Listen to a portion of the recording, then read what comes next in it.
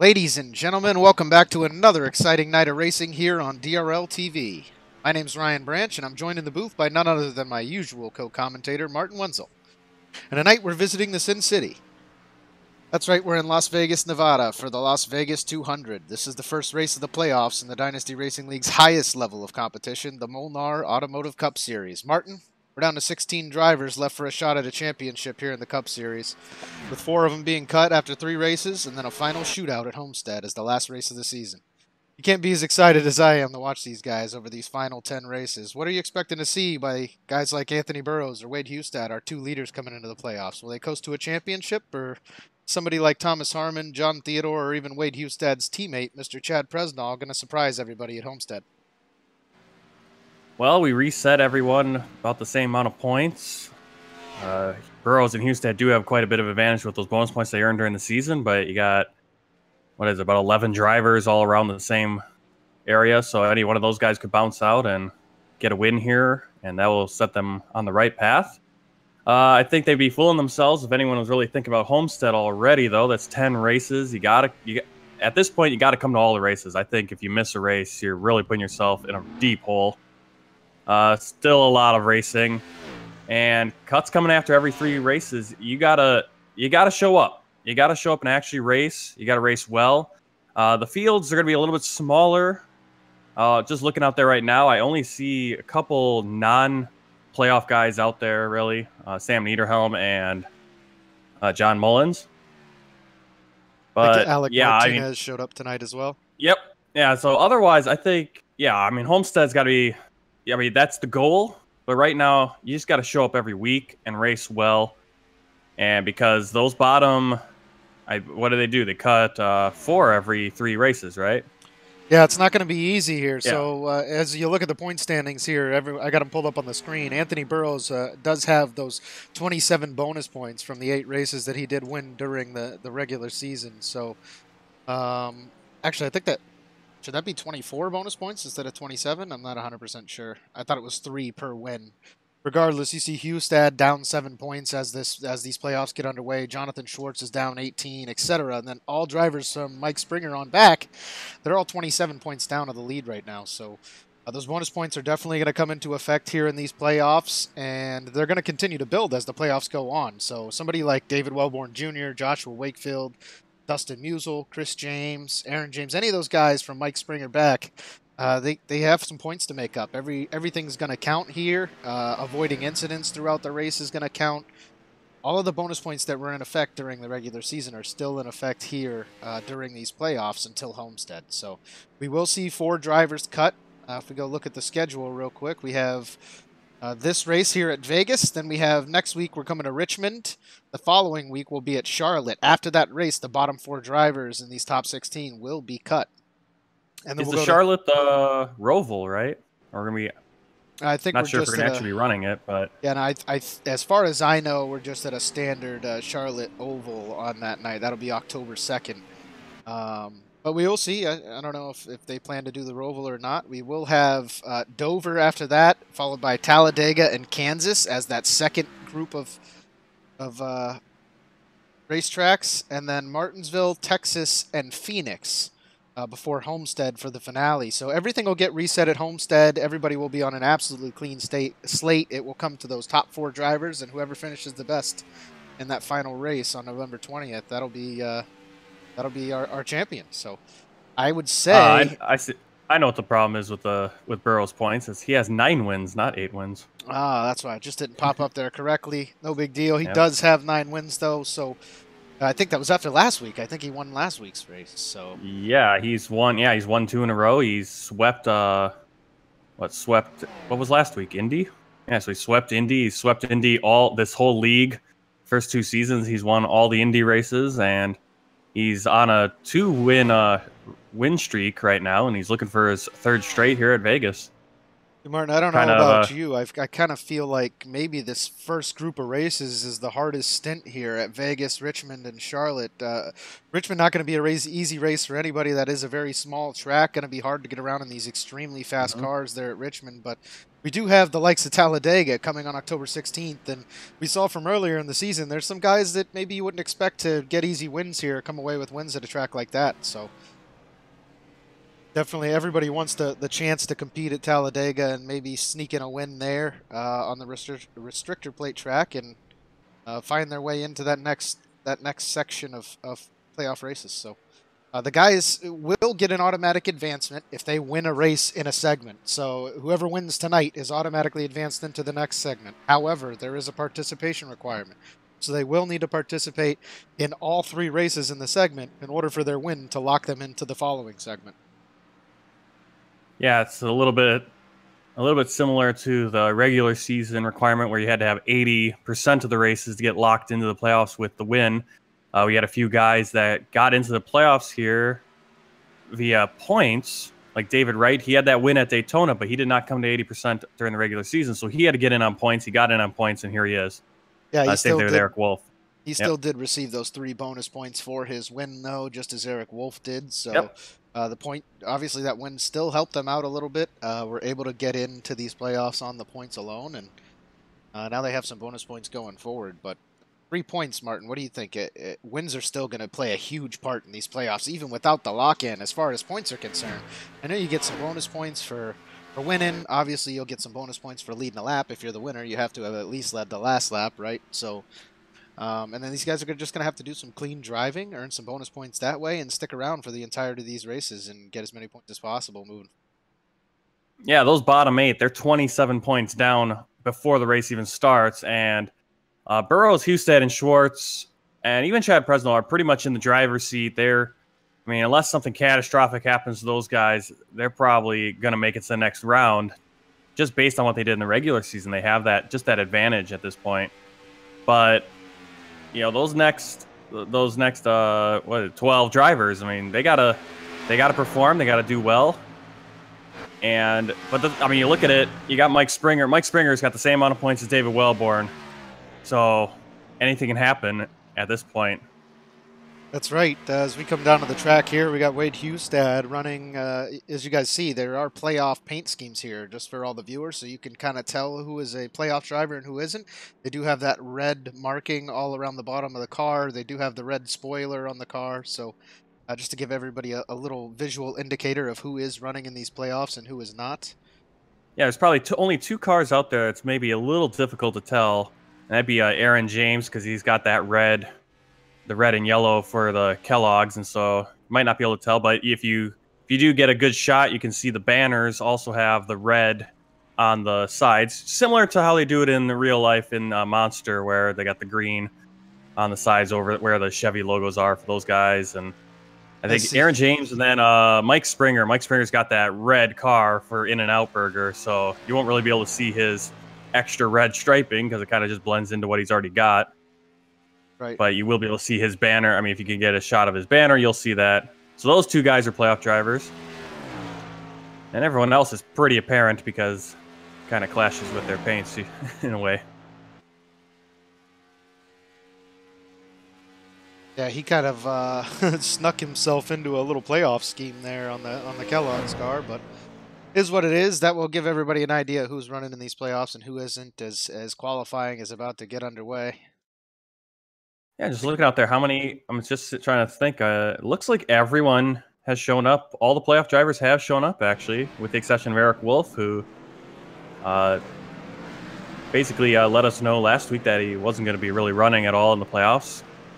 Doesn't want to take away a spot from anyone who's going to actually show up every week. So technically down to 15 drivers here.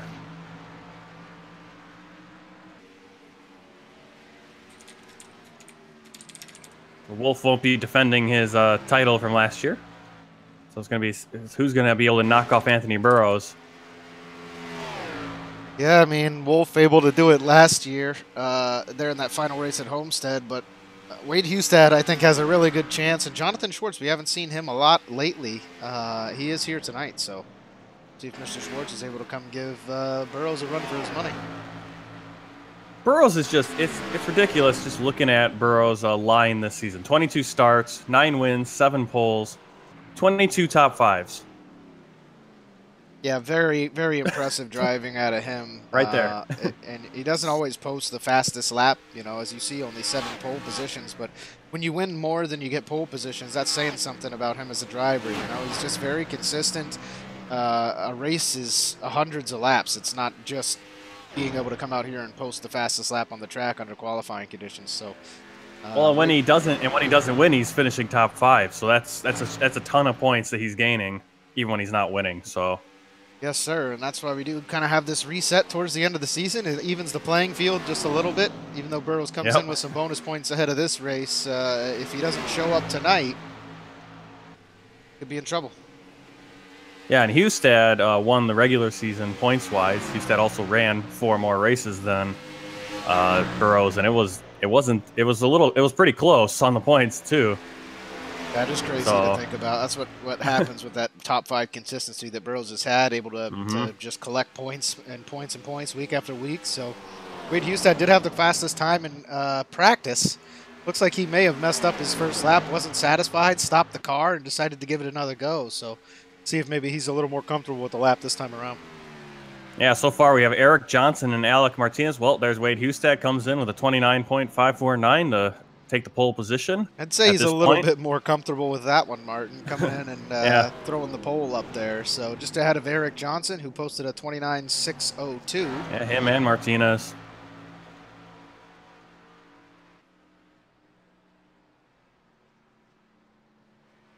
Yeah, Sam Niederhelm posting a minute time to probably secure a spot in the back of the field. Doesn't want to get in the way of those playoff drivers. Trying to figure out who is still out on the track posting times here. Well, Presnell just came in with a 5.38. 1/100th of a second faster than Hustad, and he'll be on the pole. Teammates there, the 32 and the 55. Yeah, again, those two guys, I saw them running in practice.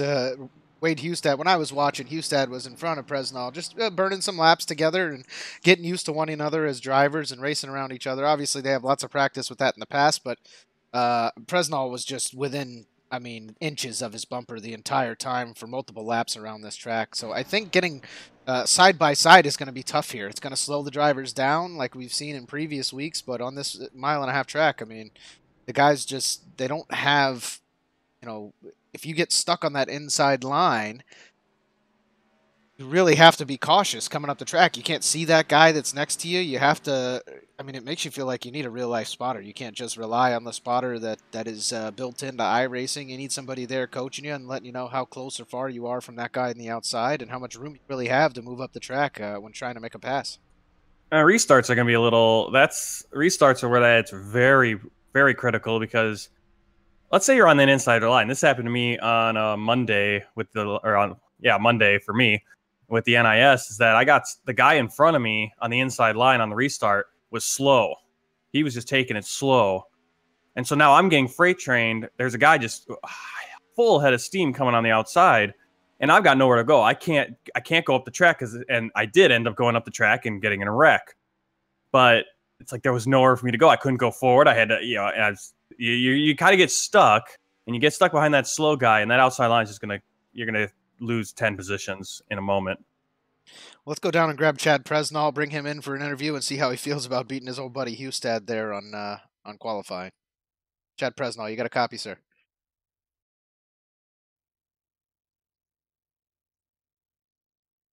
Might have stepped away from his keyboard. Hopefully we'll get him when he comes back here in just a minute.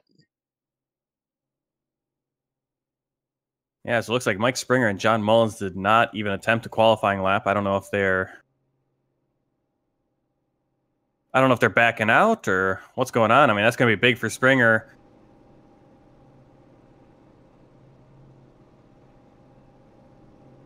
I'm going to go ahead and run through the starting grid here, and we'll get an interview with Presnell as we roll towards the green. We are going to have him sitting on the pole with his friend Wade Hustad there in the 32, sitting second just outside of him. Eric Johnson, 21 sits third. Alec Martinez fourth. Anthony Burrows in the fifth position. Hunter Johnson sits sixth. Thomas Harmon seventh. Jonathan Schwartz sits in the eighth position. We got John Theodore in ninth. Chris James 10th. Justin Musial in the 22 sits in the 11th spot. Matthew George sits 12th, our first non-playoff driver in this running order. Joshua Wakefield 13th. David Wright 14th. And it looks like for now, I think that's all we have out there. Again, don't know what's going on with Mike Springer, Aaron James. Springer's in 18th. He's back there. Oh, see, my standing stopped again on me. I don't know why the grid is doing that. It's stopping. Yeah. Yeah, so we got David Wright at 14th, James 15th, Wellborn 16th. James 15th. Yep, David Wellborn in the 16th spot. Then we have Sam Niederhelm 17th, Mike Springer 18th. And Mike Springer. John Mullins, if he comes back out on the track, will be starting in the 19th spot. He might have disconnected from the service at this point. But now that we see Presnall down there on the grid, I'm going to go ahead and pull him in. Get an interview with him. Chad Presnall, you got a copy, sir? Yeah, I got you, boss. Hey, I tried to get an interview with you a minute or two ago, but you probably stepped away prior to the grid there. Awesome qualifying time. You beat Hustad by 1,000th of a second. Do you expect to start on the pole tonight? Yeah. I could say I felt pretty good about it after running practice and all that. You know, weight is quick, and but the track is super good. The car's handling super well tonight, so I expect a great race. Well, best of luck out there, man. Go out and get that first win and make these next couple races a little easier on the heart. Yeah, 10-4. Thanks, Ram. Well, Presnall off to a good start here with that pole position, so. Yeah, both him and Hustad running fresh paints today. Hustad switching up the colors. Obviously had to move over to the Camaro, the new Camaro. Both those guys, I believe. Yep, both of them on the Camaro, so they got some fresh paints. Hustad with that familiar, still with the familiar stainless steel and stuff, but had some yellow flames today. Yeah, looking a little bit different. We did see some paint scheme updates for these playoffs. You still got the 89 there, Theodore, running that Corey Busch Ford, and then you can't forget the 68 of Thomas Harmon and the Avril Lavigne car back there. So, and Presnall gets a great jump. Hustad tucks in behind him. And really quickly, Anthony Burrows making his way around Eric Johnson going in turn one. Yeah, Burrows with a quick couple passes there down to the inside. He's got Johnson on the outside of him. Hustad and Presnall kind of getting away with the lead as we speak, but the 62 trying to complete the pass here on the 21. And now Mark Johnson eyeing up that low line around Eric Johnson. And right in the middle of all these playoff drivers is Alec Martinez. Yeah, Martinez really showing to be pretty impressive these last few weeks. He kind of came out of nowhere. I think he's another member of S2R Racing, or at least hangs out with those guys a lot. So maybe getting some he's tips. Eli Hinton Racing. Oh, is that Eli Hinton? Him and Eli Hinton, yep. Gotcha. I know he hangs out with those guys. I know Harmon is the only member from S2R up here racing in this Cup Series for points. So we see Ryan Hesgard and those other guys there in the Monday Sam night Niederhelm races. But he is S2R as well. See, the Martin, that just goes to show you know a little bit more about these racing teams than I do. But like the first three guys kind of clearing the rest of the field. Hunter Johnson sits in fourth. We got the 58 of Jonathan Schwartz to the inside of the 21 as well. So Eric Johnson moving back in this field at the beginning of this race. Yeah, Jonathan Schwartz about to pass him now. And it looks like there's one in the wall in 4, but, well, that was probably Joshua Wakefield. I'm going to go back and just catch a little replay. Let's see. Yeah, he got into the wall. Aaron James also got into him.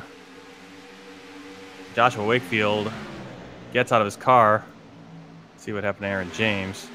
He's still running, but he's going to have some big damage probably. Yep, his front end is completely crinkled up.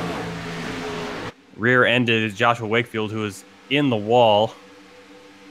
I don't think either of those drivers are here for the playoffs, are they? No, they both are. They're both playoff drivers. Wow.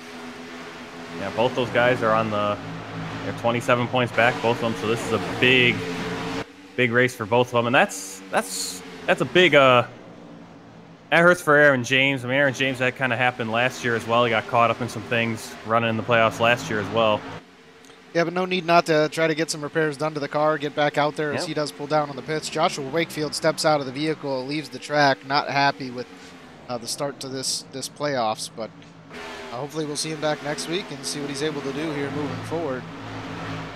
His top two guys kind of running away with the front two spots. It's Chad Presnall and Wade Hustad up there in first and second. Just behind them, you have Anthony Burrows with Hunter Johnson and making a move towards the inside, and then the 58 of Jonathan Schwartz sits fifth.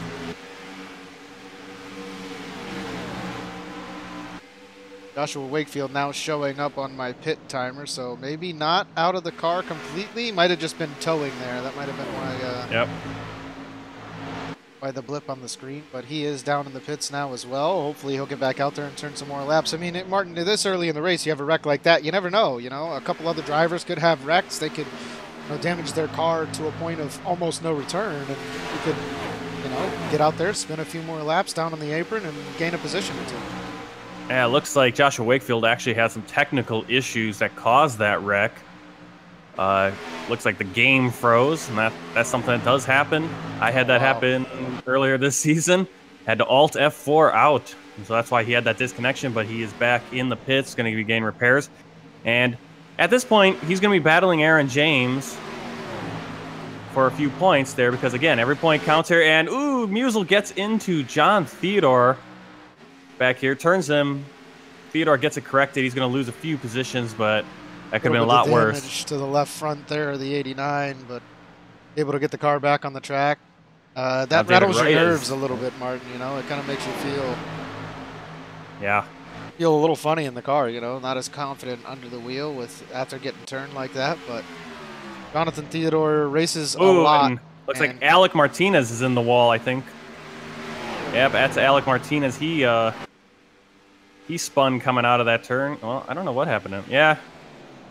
What turn is this? This is going to be turn. Yeah, he was going down the front stretch, just turned left and right into the wall. Bumper stuck, and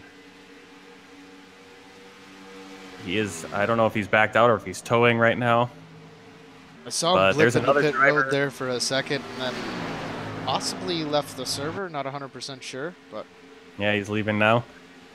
Now, that's good news for Aaron James and Joshua Wakefield. That's a position they can gain. And again, every point counts.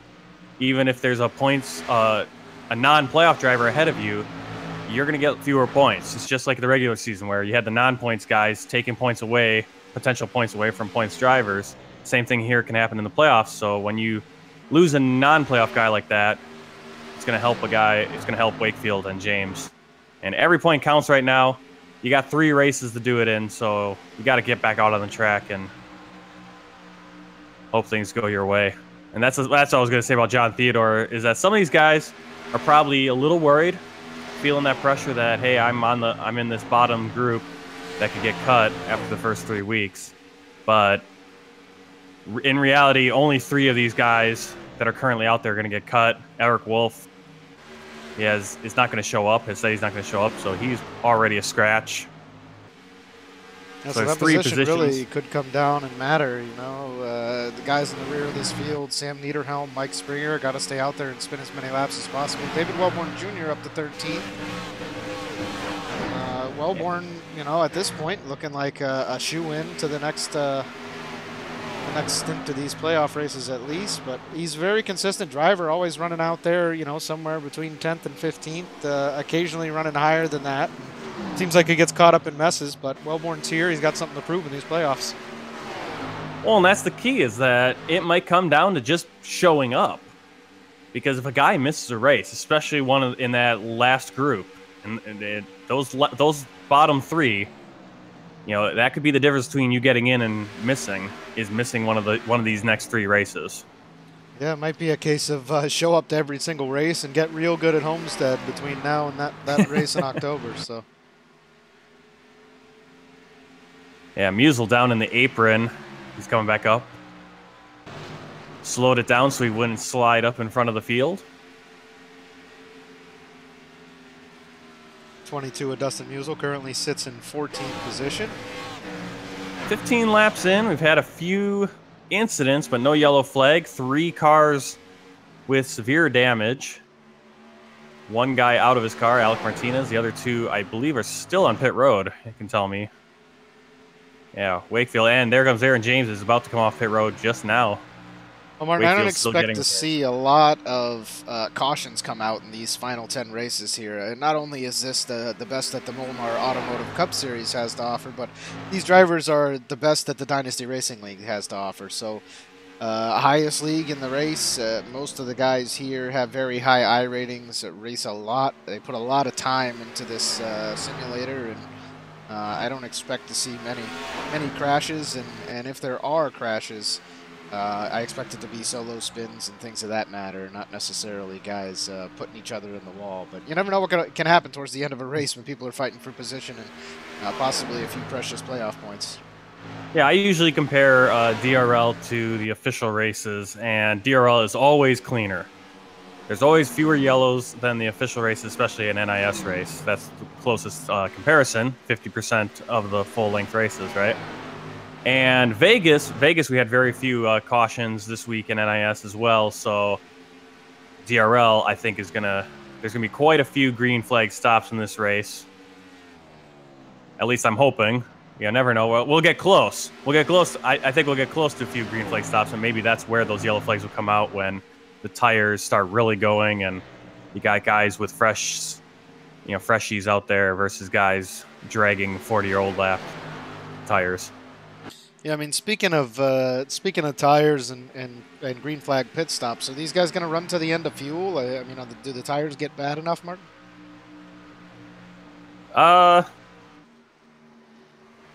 Yeah. Or will you see them come in just for tires before they really need fuel? Yeah, I think most of the time people, the stops come for tires more than the fuel, because I think the fuel can last you about 60 laps, and the tires you probably want to come in around 40 at the latest. So it really depends on when people start coming in. It's like when that first guy starts coming in, especially in the top group, in those top 3-4 drivers, when that first guy comes in, you don't want to stay out too much longer because you're going to lose a lot of time. Yeah, I mean, it really depends too. We've seen somebody like the 89 of Theodore. He's tried some funny pit strategies already this season. And a track like this, I feel like it's maybe a place where you can do the 3-pit thing instead of the 2-pit thing. So we'll see what these guys choose to do as far as pit strategy goes as well.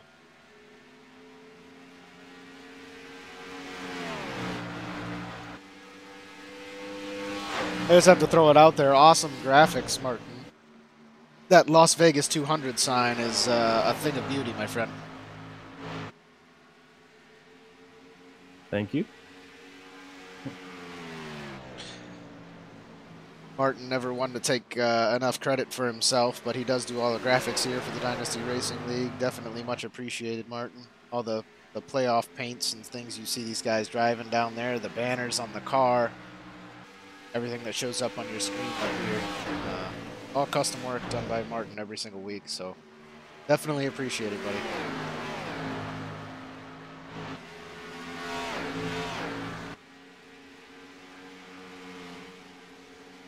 Looks like we got things stringing out here. Wade Hustad now in front of Chad Presnell on the 55, has about a half-second lead over Chad. Anthony Burrows looks like he's about a second and a half back from that, so Hunter Johnson is about 4 seconds off the leader, as he currently runs in 4th. And then you got Jonathan Schwartz right there nipping at his heels in the number 58.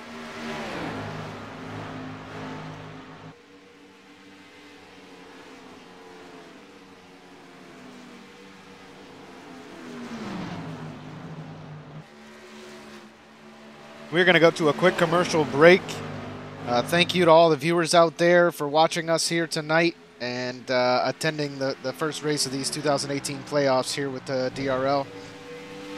This is the first race of the playoffs. Playoffs will get underway in the Truck Series tomorrow night and the Grand National, the Northeast Ohio Ghostbusters Grand National Series next Monday night. So thanks for tuning in to the very first one. We'll be back after a quick commercial break.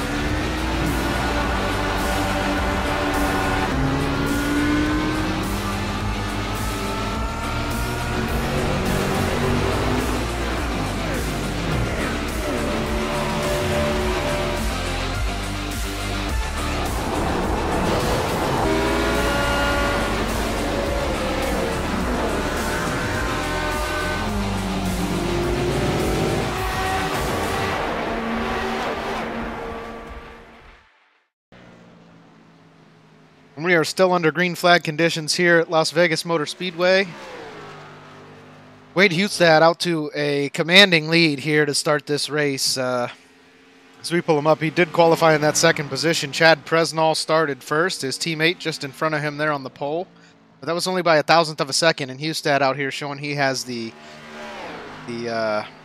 long-term endurance to maintain good laps here at Vegas. Presnall not far behind. About a 2-second gap between him and the 32 of Hustad. And what do you know? Anthony Burrows back here. Started in 5th, closing the gap there on Chad Presnall, Martin. Yeah, I'm surprised I missed Hustad taking the lead, and he's pulling away from Presnall. But your usual suspects up front. Yeah, one guy who's maybe not a usual suspect. I think he captured one win here this season. Hunter Johnson currently running in 4th. Eric Johnson, who we expected maybe a couple more wins early in the season out of him. He currently runs in 5th. And Jonathan Schwartz there, not too far behind in the 6th position. So, yeah, Eric Johnson is a guy that needs to have some good performances here in the playoff, because both him and Mike Springer right up there in points, but have just not been able to get that win under their belt. Yeah, Jonathan Schwartz got a little bit loose out of that last corner, almost allows the pass by the 68 of Thomas Harmon, who now has that comfortable outside line. I don't know, Schwartz may be running too far down the track, cars snapping a little bit loose on him. These things are definitely not easy to drive at Vegas, I can tell you that, based off my NIS experience earlier this week, Mark. Harmon had some trouble earlier. He came out of a turn 4 and went through the grass. So it's good to see him back up in what, 6th now? Yes, sir, as he moves in front of the 58. And then you got John Theodore here in the 89 trying to get the pass on Mike Springer in the number 12. So Theodore, after the minor incident earlier, still able to maintain track position fairly well. No doubt he's going to need some repairs when this first green flag pit stop comes around, though. Definitely seen some interesting paint schemes there out of the number 12 this season. I think he ran, what did he run early? A Reese's paint scheme. Now he's running that bright red in and out scheme. So definitely some cool sponsorships by him. Not paint schemes you see out there every day. Yeah, he had that, what was it? Was it General Mills, I would think, right? Lucky Charms and Honey Nut Cheerios, and he had all kinds of things, all the cereals all over his car for a while there.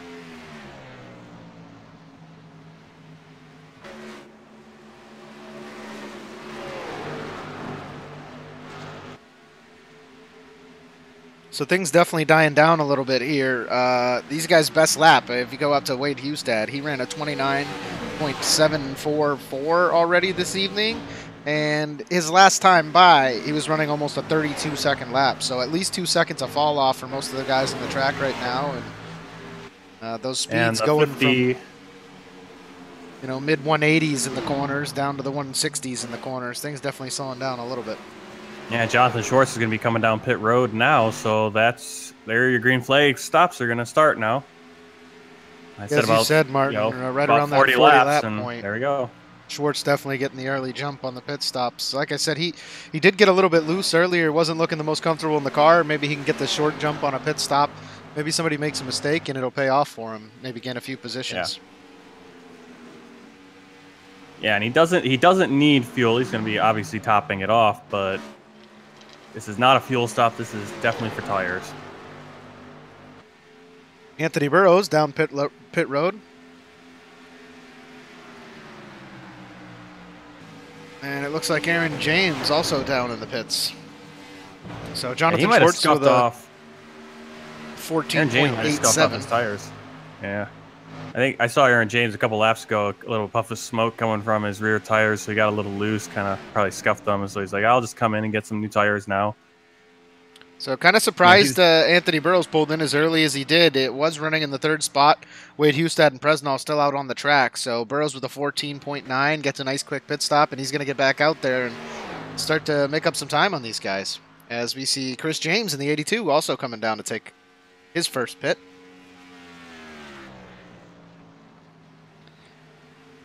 Yeah, Aaron James spending a significant amount of time on pit road down there, so definitely might have had some issues with the car.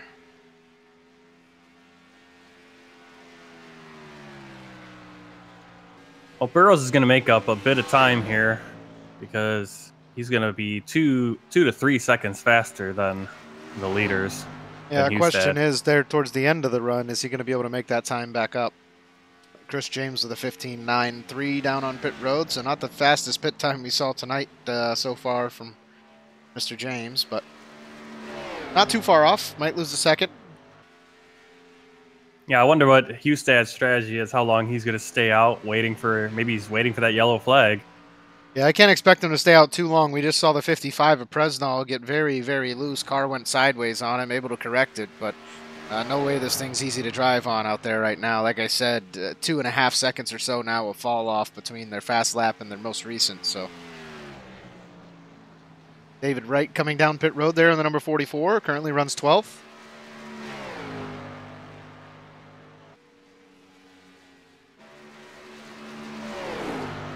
And Eric Johnson and Hunter Johnson still out here just battling it out as the 21 is right to the rear bumper now of the 98. But here comes Burrows already, just blowing past Thomas Harmon and John Theodore and coming up fast on Springer. He's going to pass him easily. Yeah, this is where things might get dangerous for some of these guys. Obviously, the gentlemen on fresher tires are going to want to avoid completely any of this lap traffic because they're going to have a good 5 to 10 miles per hour depending on where on the track they meet on the cars in front of them. So have to use a little bit of caution when making these passes, but 42 laps out of 133, Martin. We are still running green here at Vegas, man. Yeah, I figured more cars would come in, but so far it's only really been Burrows and Schwartz. And an update David Wright and Wellborn. An update from the number 66 of Aaron James. His motor blew, so he is officially out of the race now.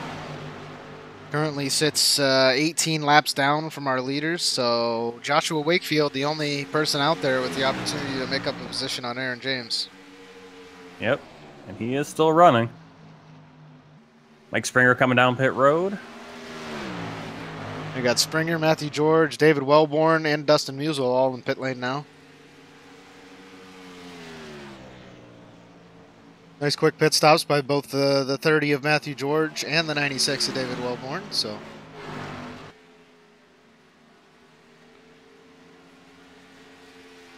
Burrow still driving hard, trying to get that lap back.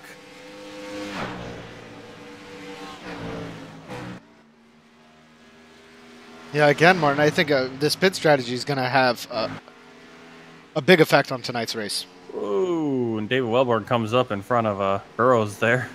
Yeah, Burrows makes kind of the weaving pass around him and tries to get back to that outside line to get that dive into the corner, but that's really interesting too because Wellborn has about 10, almost what, seven lap fresher tires just coming out of the pits. Yeah, maybe it wasn't up to speed yet though. Yeah, I think he was still gaining speed off pit road. Wade Hustad and Chad Presnall down in the pits. Eric Johnson, John Theodore, all of our leaders coming down. So Hunter Johnson is going to get difference. Yeah, Hunter Johnson's going to get himself a lap lead here. Yeah, between Schwartz and those guys that just came down, that's about 10 laps. Schwartz coming in on lap 35. Yeah, Jonathan Schwartz, we have 8 laps on his tires currently. Just clicked to 9 laps as he rolls across the start-finish line. So by the time these guys get out, yeah, you're looking at about a 10-lap difference. We'll see how that plays out as the race goes on here.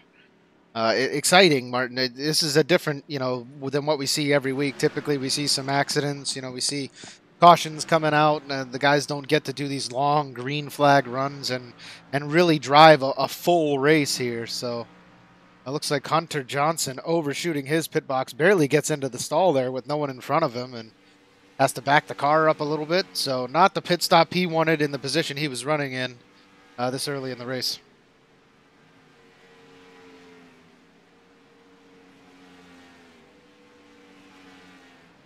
Yeah, right now this race is very much about strategy. Well, just these minor sliding through the box here and there. You got to get those pits. You got to get in and you got to get out nice and quick. You can't afford any mistakes here tonight. Maybe we'll change some practice regimens for some of these guys going forward.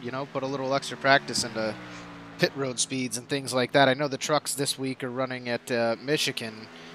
in the official races, and that's a 55-mile-an-hour pit road speed. So, and Michigan does like to scrape your tires up pretty good, so it's very easy to go sliding through your box at that racetrack.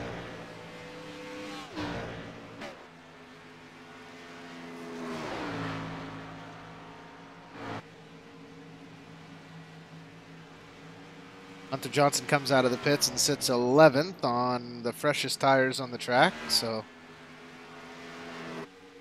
Thomas Harmon is our new leader. Gets himself a couple laps led. Those extra bonus points always helpful. He is now 49 laps in on his tires. Oh, and Harmon just blinked out a little bit for me there. He's now back, so maybe some connection issues coming this way. I know those plagued him early in the season. Hopefully that's not an issue here in the playoffs. But just behind him, Anthony Burrows, the guy we talked about just earlier. 12 laps on the tires. Sits second to Wade Hustad in the third spot in the 32. Only 4 laps on his tires, so he'll be making moves on Burrows here soon.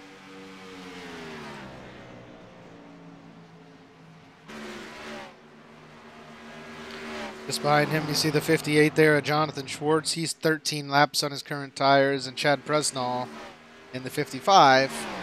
Also 4 laps on his. So right now, I mean, it's looking at Wade Hustad, Chad Presnall, Eric Johnson, and Mike Springer seem to be in the best position currently as far as tires go, but we're only 50 in out of 133. Things are definitely going to change between here and the end of the race. As now Thomas Harmon finally coming down for his first pit stop after collecting a few lead laps.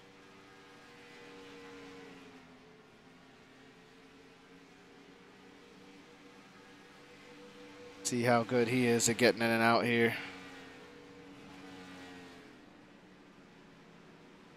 Perfect entry into the pits, and so long as he gets out okay there in the Avril Lavigne 68, he'll be in a good spot.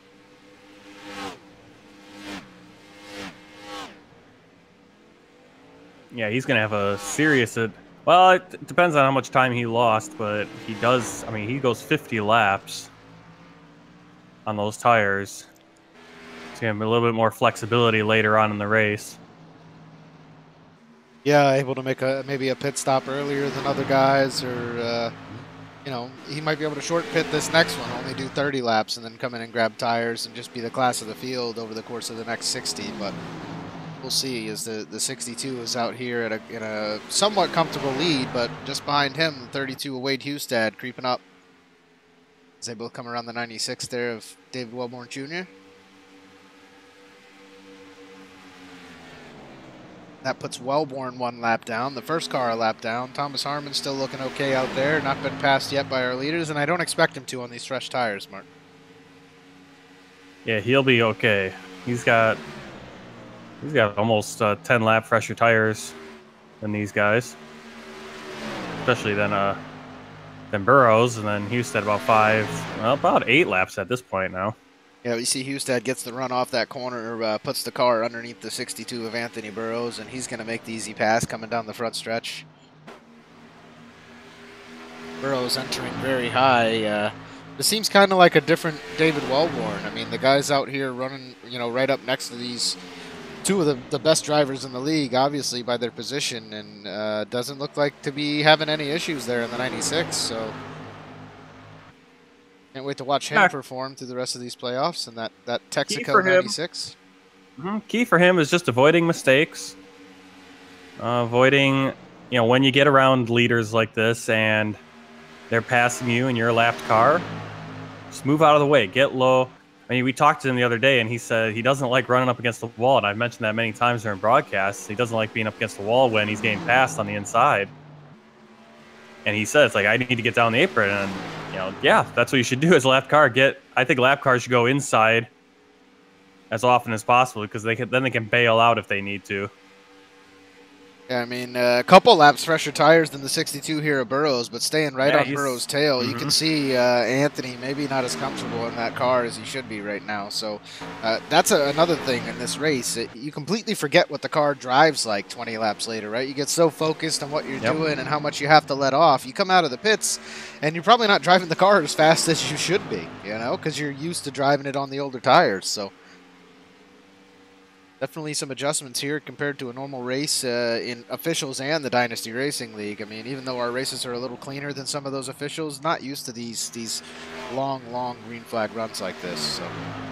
Yeah, the big difference, and I think a lot of guys need to understand this in the league, is they need to come out, and during the week you need to run some open races. Run the open races, run it with a fixed. You might get blown away. I think I did a B fixed, and just got, and there goes Wellborn really loose through that corner. But I did a B fixed race earlier this week at Vegas, and I had no shot. I was getting passed by everyone because I was running a fixed setup, and they all obviously had decent setups. And it was also a single split field, so there was some really high I ratings in there, and who know how to do setups. But you get the experience of running a longer green flag runs on a dynamic track, which we run, where the track temps change, more tire gets laid, or rubber gets laid down, and all that stuff. And that's something you don't get in the fixed races. You get the feel of driving around other people and driving the setup, but obviously the track doesn't change, and that's something. Suddenly you show up to our league race and you run 40 laps, and the track is changing, and you're on way older tires than you've ever run before during an official fixed race. You know, I actually wasn't aware of that. I didn't know that the fixed didn't run a dynamic track. I thought that was site-wide at this point. I don't believe they do. I might be wrong, but I remember that being a thing, and earlier in the season we talked about it, that, you know, you should probably run a few open races. And I know a lot of guys are worried about running open races because, I can't do an open setup. Well, you shouldn't do an open. I mean, if you're practicing for the league race, don't do the open setup. You run the open race so you get the track and the way the track's going to run in our league race, but run the fixed setup because that's what you're going to be running in our league race. You have to learn how to drive a track, and you have to learn how to drive these cars without being able to adjust anything. That's on a track definitely that's changing. Can't take those officials too seriously. You go out there and use them to practice for league races. So. Yeah, well, and it depends on what your goal is. I mean, if you're, when you go in, like for me, when I went into that B open race, I was like, okay, I want to see how I can run and how this track changes in that car, during a race. I think it was a B. It might have been trucks even. Because, again, trucks tomorrow, we're going to be running Vegas, and it's going to be a dynamic track. So it's not going to be exactly the same as the fix that we ran all week. But, and the big thing, I mean, when you run the NIS is a 50%. It's very similar to what we run in our league here, where it's a 50% of the real-life race. But very rarely do you get a race like we're seeing right now where there hasn't been a yellow flag. I mean, you usually get a yellow flag every 10 laps in an NIS race. So you're not learning how to drive that car on 50 lap old tires. Yeah, I'd hate to be driving on 50-year-old tires, that's for sure. Might be a little dry rot action going on those tires, Martin. Yeah. We got Chad Presnell, as you guys see, currently sits in third. Was able to, he let Burrows and he let Hustad both around him. So Hustad coming out on those fresher tires than Burrows, able to get back up there and capture the lead. But Presnell unable to make that time up. He currently sits about 4 seconds behind Anthony Burrows. So, and he is on 8-lap fresher tires. So see how much of that time he's able to make up on this next green flag cycle. Looks like Joshua Wakefield's going into the pits. But it's crazy, yeah. I mean, you already think about it. Jonathan Schwartz went in on lap 35, so he's already nearing that 30-lap point on his tires. That's how fast this race is going. Yeah, he's already getting close to needing to come down for another pit stop, and the same thing with Anthony Burrows. I mean, he runs in second, but he's 27, almost 28 laps on his tires right now, so you might be seeing another pit stop soon. Yeah, see if those guys stay out a little longer. See if Schwartz. If he stays on schedule, he'd probably be coming in about lap 70, 71, but maybe he'll stick out there longer after seeing Thomas Harmon go 50. Yeah, I mean, if you look at it, so break it down, right? 133, you divide that by 3, you're talking, 41 laps on a run. You divide that by 2, or by 4, and now you're talking, what is 133 divided by 4? You're talking only 30-something laps a run, Probably around 30. 30 and 31, so... some of these guys just might take a different pit strategy altogether. I don't think a 4 pit strategy would work. I think at one of these points you're going to have to come out and run a little bit longer of a stint, but we'll see what happens. I mean, again, the way the car handles is so completely different between when you go in that pits and 30 seconds later you come out of the pits. It's a matter of how fast you can make that adjustment and drive the car on the fresher tires. And all of this, and all of it can be, and all this strategy can be completely upended if we get a yellow flag soon, and everyone just comes down at the same time and resets the field. Whereas then Schwartz gets incredibly loose there, so I think he's going to be coming in actually a little bit ahead of schedule now. Yeah, that's what we saw at the 58 the last time. Oh, there's the yellow I was just talking about too. So Jonathan Schwartz is thanking the heavens right about now. The 58 just getting loose, and now he's going to get a free pit stop down there, able to get some tires and freshen things up and not have to worry about how much he's going to get beat coming off pit road. So I think the thing that's real important, Martin, is the getting used to driving the car on the older tires happens over the course of 30 laps. It's happening over 20 or 30 minutes as you're driving the car, and it's getting progressively worse and worse to drive. Driving the car on the brand new fresh tires happens in 30 seconds, and there's no progression at all. It just happens. You're right. You get out there, you got brand new tires on the car, and you got to remember, hey, what was I doing before? How was I driving this thing before? And I think you can see, the lap times suffer after a guy comes down and gets out of those pits. So let's go back and see. There's not much. Well, at least on my, I can't really see. I can see David Wright. He hit the inside wall. He got loose coming out of turn 2 and hit the inside wall, but he was blinking in and out for a long time, and so you can't even, at least on my screen, I can't even see him hitting that inside wall. I just see him sitting on the track.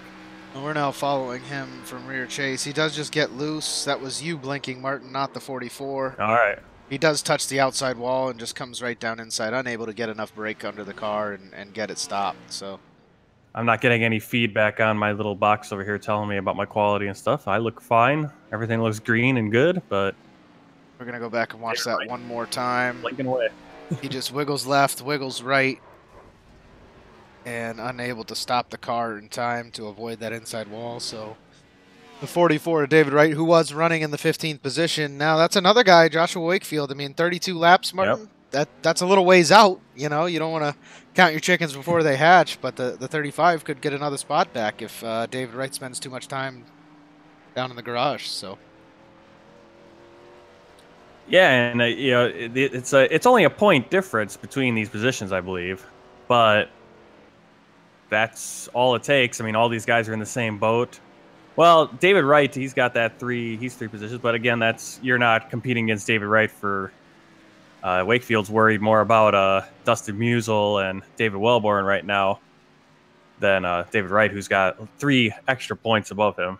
We are still here under the instant replay. We're going to stay under the replay here and watch how these guys came down pit road because I missed it live, but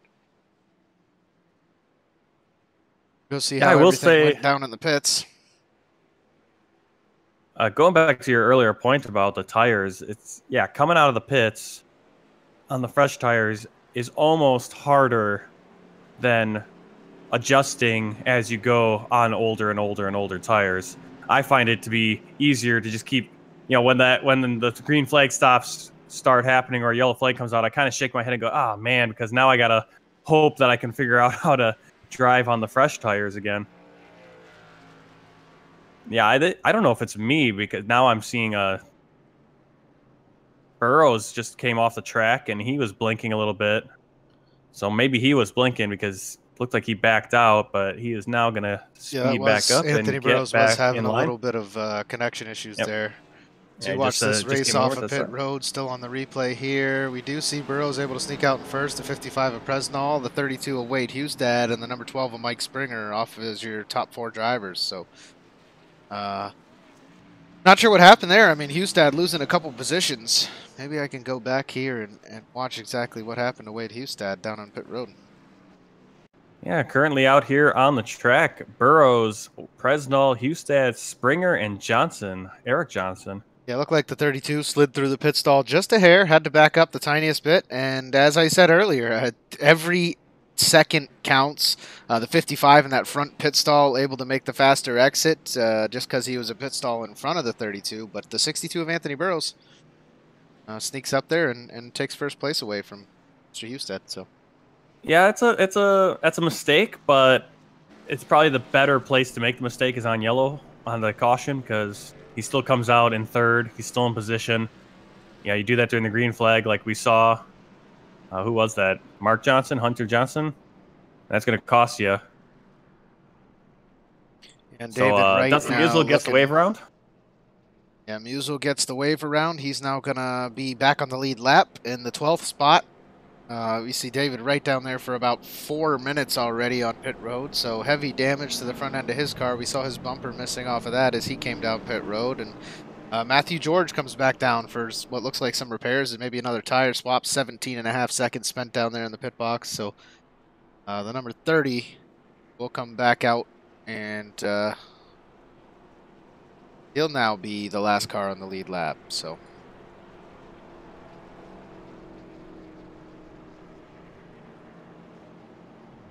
As we get ready to go back green here, big thanks to all of our viewers at home for tuning in tonight. This is the MOLNAR Automotive Cup Series, race number 1 of the 2018 playoffs here with the Dynasty Racing League. Thank you again for tuning in. We hope to see you guys every week moving forward here. We have 10 exciting races at the end of the season, and I can't wait to watch it with all you guys as pace car comes down pit road, and Anthony Burrows out to a quick start. Whoa, bad start for Dustin Musial in the back of the field. He gets going and goes right up into the outside wall. I don't know if that's just squealed, spun the wheels or what.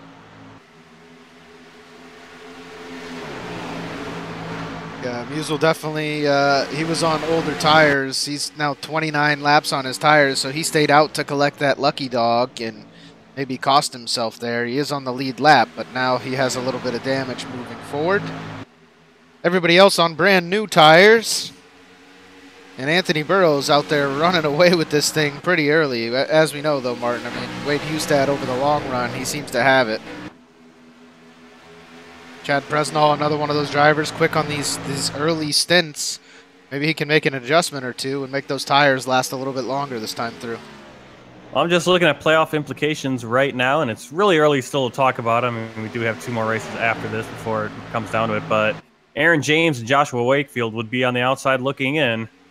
And then David Wellborn would still be about 2 points behind David Wright for that last spot, because David Wright does have that 3 bonus points from his win. So, yeah, Wright gets the early bonus points. That's definitely going to help him moving forward. I don't remember, what was that, a restrictor plate track? I think David Wright got one of those Daytona, wins. first race of the season. He snuck that win on that last lap. A crazy battle between Burrows and I think Hustad, and everyone kind of started spinning out and going sideways and came across the line crazy, and Wright, who was still going straight, was able to go past those guys. Yeah, Martin, again, in that next segment, we do have Talladega. That's another restrictor plate race coming during these playoffs. So Wright has something at tracks like that, clearly. Otherwise, he wouldn't have got the victory there. And definitely not the position he wants to be in, sitting, again, as you said, on the outside looking in. But again, it's early. 2 more races left in these before we do another cut of drivers. Well, he's on the edge right now because he does have that bonus point. I think he'll lose the position to Wellborn, but Wellborn won't be able, Wellborn's going to gain, as it stands right now, if they finish this race, Wellborn will gain 1 point over what Wright has. So Wright will still have a 2-point lead in that where he is, but he's right there on the edge. And these top 3 guys right now, I can't say I expected anything less. All running very close to one another, very similar lap times. Anthony Burrows still has the lead. Chad Presnall still sitting second, and Wade Hustad still in third after that last restart. So Mike Springer hunting him down from the 4th spot. We talked about him last week. I talked to Richard Springer, his father, last week as well, and asked, when's Mike going to come out here and steal a win in one of these things? It always seems like he's so close, and hopefully he can battle his way into Homestead in these playoffs and give himself a real shot as it comes down to the last race of the season. I'd love to see him win one between now and the end of the season, but these top 2 drivers just seem so good. It makes you feel like not even racing some weeks. Well, and we're talking. I'm watching one of the other top 4 guys, Jonathan Schwartz. He's running in 6th, battling around the Johnsons, now trying to get past Hunter Johnson. And as I say that, John Theodore makes a move past Eric Johnson to slip into 7th behind Schwartz. It looks like Theodore feeling real comfortable in the car now as the race drags on, able to come down to the pits during that last caution, get a little bit of his repairs done that he had from early in the race, and he's now comfortably running in the 7th position and looking to take another spot away from the 21 of Eric Johnson.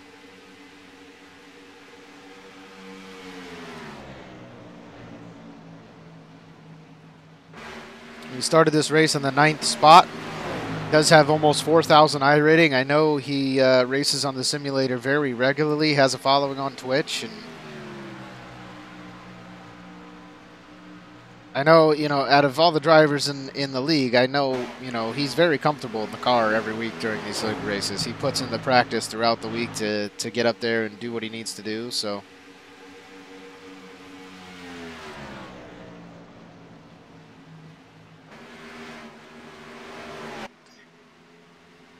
We are now 80 laps in out of 133, and the top 3 drivers still the same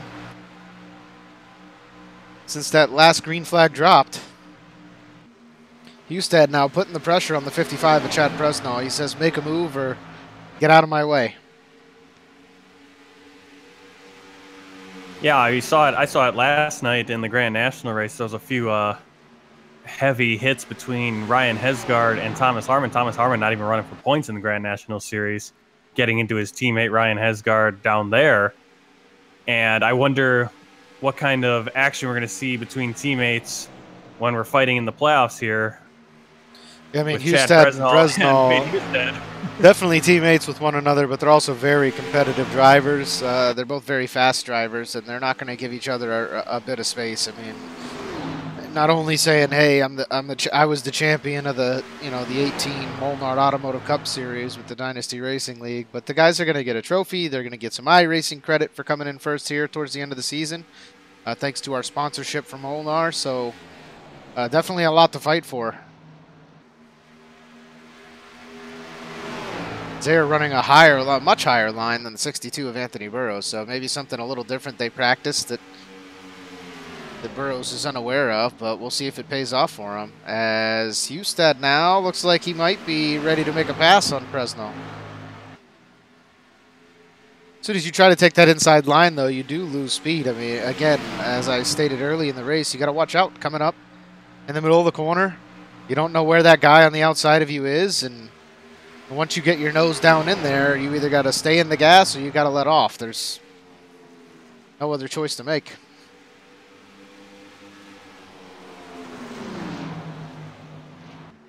Hey guys, we're going to go down to the track and listen to the engines roar here for a minute while I step away. Enjoy a couple minutes of action from right down on the racetrack with all these drivers.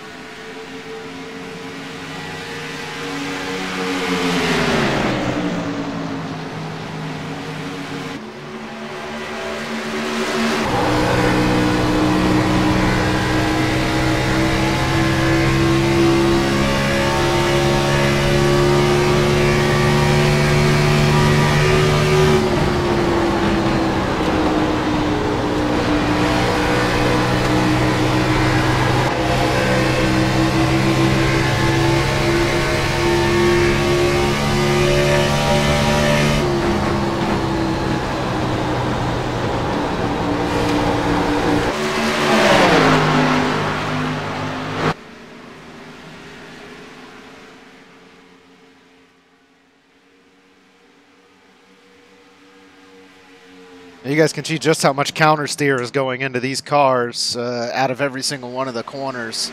That's what Hustad tried to make the pass down there on the 55. Got very low right up to the bumper of the 62 of Anthony Burrows and was unable to complete it as he had to let out of the gas a little too much to stay out of the 55 of Chad Presnall. So I feel like Wade Hustad here might be the fastest car out of these top three, just unable to get clean air in front of him. He's not sitting in first, so he's not able to run away with it like he was early in the race.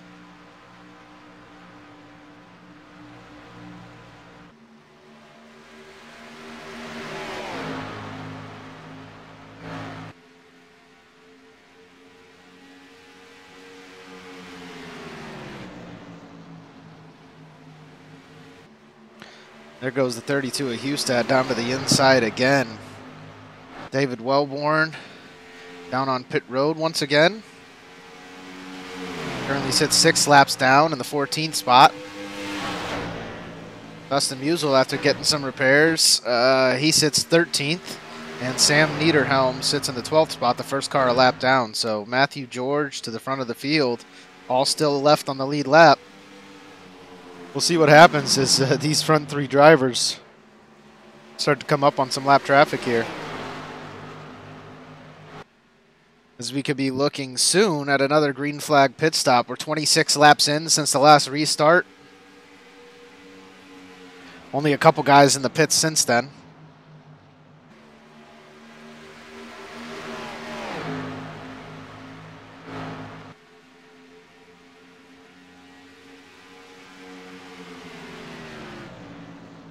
The 32 of Hustad starts to fall off a little bit, getting that great entry into the corner and then out of every turn down the straights. It's just unable to make up the time on the 55 and the 62 here. So these front 3 drivers at the DRL really putting on a show for everybody at home.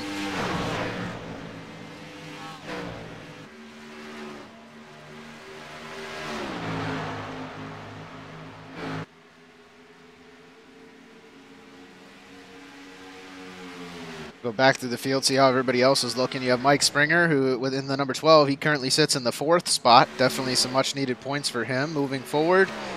Hunter Johnson sits 5th right now. John Theodore in the 89 sits in the 6th spot. And then we have another battle.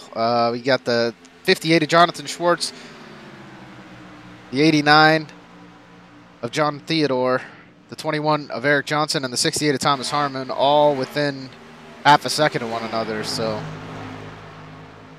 that is the 6th, 7th, 8th, and 9th spot right now. Every driver in this top 10 is currently in the playoffs. So these guys want the points moving forward. I mean, playoff points carry from session or from, you know, the cutoff to cutoff, right? So at the end of these first 3 races, everybody in the top 12 is going to receive 1,000 extra points. The rest of their points are going to stay exactly the same. So every point's going to count from here on forward until we get to Homestead. If you make it into that top 4, Homestead is a clean slate. You will have a chance to race the one race, come away with a victory, and come away with the championship. As Martin said earlier, not even thinking about Homestead at this point. These guys are just trying to eke everything they can out of these cars and getting as many points as possible. As Eric Johnson comes down into pit lane, he's going to be the first car down, it looks like, under this green flag run to come and get fresh tires. David Wellborn still down there getting some repairs, so he definitely wants to get back out, turn some more laps, as David Wright is only about 4 laps behind him. Whoa, and the 89 of John Theodore almost loses it as he drops off the track. The 68 of Thomas Harmon follows. 89 might have a speeding penalty there.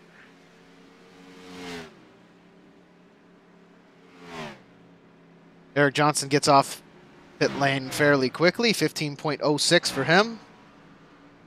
See how Theodore is able to get in and out here. Almost slides through. Yep, slides through just a hair, has to back it up. The 68 of Thomas Harmon with a perfect pit stop, gets into his stall very clean. Can't miss him there in that beautiful pink stand that him and his spotter have just on the inside of the pit road wall. So Thomas Harmon with a 14.82 already out. Looks like Theodore, not only did he slide through the box just a hair, but he is going to stick around and get some extra repairs there to the 89. Sam Niederhelm enters pit road. We'll see how long Theodore is down here for. Looks like he might have taken some damage during the last green flag run. So 30.03 seconds on pit road for Theodore. We'll go watch Sam Niederhelm make his pit stop. Looks like he gets into the box okay, just behind the 96 there of Wellborn, still receiving some repairs to his car.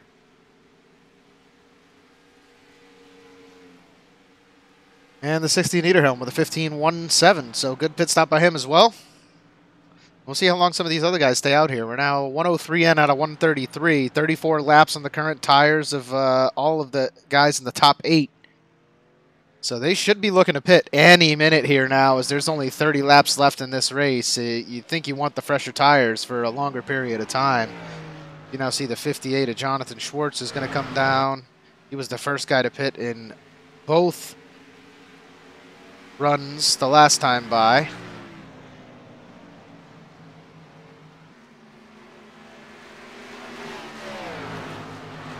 Oh, and I was wondering there for a while why I couldn't hear Martin. Martin, are you there, buddy?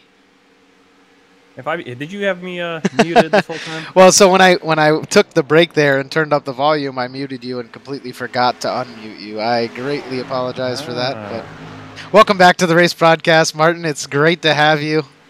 Apologize for things out. apologize for giving you the boot for a while, but you just heard me talking over you and everything. Yeah, it was like I saw Wade Husted just blow past Anthony Burrows a few laps back, and oh, of course, I would miss the lead, the battle up front while trying to show the viewers what was going on in the rear of the field, right? Yeah, he just had a crazy run on the front stretch and flew past Burrows. Presnall probably five laps back, he got into the wall, come out at 2, and fell back. So it's basically a fight between Burrows and Husted at this point. Yeah, and it really comes down to how they pit. And if there's any mistakes on pit road, yeah, it's going to cost somebody dearly here as this race winds on. I mean, the top 5 guys, the only ones out there on these same tires. So we'll see. I mean, who's the first guy to come down? And how fast can you make that pit stop and get back out on the track is how it's going to go from here. You know, maybe they're hoping for a caution flag at this point, but everybody else on fresh tires, minus the 44 of David Wright and the 22 of Dustin Musial. So unless we have a solo car spin or one of these top guys gets into each other. Well, Husted's going down pit road. So Burrows is going to get the lead. And I would think, yeah, there goes Presnall right behind. Yeah, teammates there making the pit stop together. Otherwise, he's going to lose a lot of time. Yeah, you would definitely think so. I mean, again, now we're looking at, what, 25 laps is going to be left here? Yeah, there's no I don't see any reason why you wouldn't come down the next time around, because all you're doing is just losing time. You're not gaining really anything by staying out. But and he's a better driver. Yeah, there he comes. Bringing the car to a crawl here, so very important pit stop, possibly the pit stop of the race here as the 62 of Burrows rolls down pit road. You had Wade Husted with a 14.73, Chad Presnall with a much slower time after that damage in the wall earlier with an 18.08. Maybe get some damage fixed there, so see how quickly Burrows can get in and out of the box here. Perfect pit stop for the 62 as far as getting in goes. Yeah, Husted and Burrows Husted and Presnall doing exactly what they need to do. They need to stay right next to Burrows. They need to finish as close as they can in these races to Burrows, if not win these races. Otherwise, they're going to be left in the dust. And if Husted can win this race, he'll close the gap a little bit on Burrows with that 3-point bonus, but not by a ton, because Burrows is probably going to finish top 3 the way it's looking. As Hunter Johnson rolls down pit road, we currently have a new leader with the 82 of Chris James out there on his 41-lap old tires. So he's going to collect a lap lead, get himself some much-needed bonus points in that beautiful Blizzard car he's running. Yeah, that's going to move him around, because right now he's in that clump of 8 cars on the bottom of the field, 27 points down. That's going to gain him an extra point. And so now that one position over whoever he finishes ahead of, he's going to have 2 points on that guy today. Yeah, definitely make things a little easier moving forward. That's for sure. As There goes Fresnel blowing past him on those fresh tires. And Fresnel gets around easy. You see Hunter Johnson there coming off a pit road onto the backstretch, staying down below that Miranda line. And David Wright down onto the pits for the last time. So 44 now going to be back out on fresh tires, 17 laps down. So, I mean, he's able to stay in front of David Wellborn Jr., who's also out here running. So Wellborn kind of gives up a spot there to David Wright. We'll see if Wellborn can hunt him down, but he is on 5-lap older tires. Hopefully one of these guys don't get a blown motor, because that's a position right there in the balance. Well, again, we have to remember Wright has the advantage of already being 3 points up on Wellborn. So, yeah, what happened to Wellborn? Wellborn was up. Wasn't he ahead of Wright by quite a bit? Like, I thought he had like 7-8 laps on him, and then Wellborn got some damage or something I didn't see. Yeah, Wellborn was down on pit road for quite some time. He was about 8 laps in front of David Wright, so Wright able to make that time up, get past the 96. And I mean, he's got a little bit of a right front damage, but nothing I mean, obviously it's all been repaired, but don't remember seeing him crunch the wall at all. Yeah, Wellborn was down on the pit road for probably about 6 to 7 minutes, so. Chris James still running out here in first. Wade Hustad did get out of the pits nice and quick and is running out there in the second position right now, so he will be the winner of the race if things continue the way they are and Chris James makes the pit stop, which I would expect him to make at this point. But he does have a gap of about 16 seconds on the 32 of Wade Hustad, so I don't know what it looks like, from his cockpit, and if the 82 can hold on to it or not. But 19 laps to go here. I wonder if he's trying to go to the end of this race without pitting, Martin. I think at this point he almost just has to stay out there hoping for a yellow flag, because he's lost so much time that he's just going to fall a lap down once he does go in. Yeah, he's really hurt himself by staying out as long as he has, but I mean, why not run out there? He just had 4 guys get around him on their fresh tires. I mean, they got a... Oh, as a 22 Augusta Musial goes sideways. Oh, that was right in front of James, though, too, and that's not what he wanted to see. He didn't want to see... He wants the yellow flag to come out, but not involving him. Definitely doesn't want to be involved in it, but the 22 Musial gets straight again, and he's on a little fresher tires than James, so James might expect him to catch back up and try to make the pass here in a couple laps. That's what James is waiting for, and I think at this point, Chris James, you stay out. I mean, again, he's gonna finish in a position where he's gonna be okay for, after this race, still be okay for the next round, because he's gonna finish ahead of James, Wakefield, the other, Aaron James, Joshua Wakefield, Wellborn, Wright, Musial. He's in a good position, so he might as well just stay out there, gamble. How big of a gamble is the question, Martin. Can he hold on to the car for the rest of this time or not? That's the key. The only thing, I think, really the only thing that comes down to is he needs to just keep that car going straight and hope that someone else spins out and that yellow comes out. Because at this point, they're going down pit road. All it does is cost him the position. He's not going to gain it back. He's going to be out of it anyway. Well, and then the question becomes, when does that caution occur? Because if it's in the last few laps of the race, nobody's going to go down for tires, and he's going to be a sitting duck out there in the first spot with Wade Hustad, Anthony Burrows, and Mike Springer breathing down his neck on about 30-lap old fresher tires than he has. So, well, how far back is? Let's see. How far back is Hustad? 5 seconds. It's going to be. I think what's going to happen is as soon as Hustad passes him, that might be he'll go, okay, now I got to just go in and get tires so I don't wipe out. But or unless he's confident continuing to run out there and hoping not too many other guys pass him. Because right now, if you look, Wade Hustad, 3-second gap. Anthony Burrows with a 6-second gap. Springer with an 8-second gap. But back to about the 10th spot, John Theodore's 25 seconds behind the 82 of Chris James. So only 13 laps left to go. 25 seconds? Is he going to gain 25 seconds on you? It's a gamble you're taking in the 82 right now. Yeah, like if the yellow flag came out right now, I don't know if anyone... I wonder if those leaders would go down for tires now either. Probably not, so... Really, I think Chris James... The thing that's going to work for Chris James, if he could somehow, which he isn't going to be able to, would be to hold off Hustad until about 2 laps to go, and then that yellow comes out and secures him in the win. But as we can see, Hustad's going to pass him right here. Well, if you think about it, before that last set of green flag pit stops, he wasn't running out here in the top 5 anyway. Yeah. So, I mean, from his point of view, he's already made up some positions. You might as well just keep the car under you, make sure you stay straight, keep running your line, and get around the track.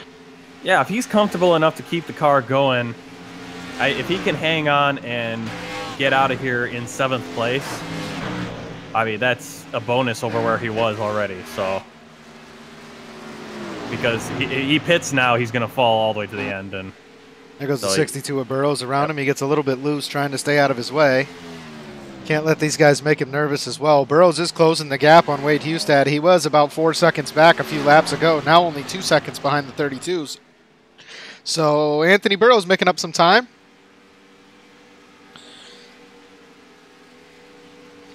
Chris James looks like just wishes these laps would tick down a little faster so he could finish right here in 3rd.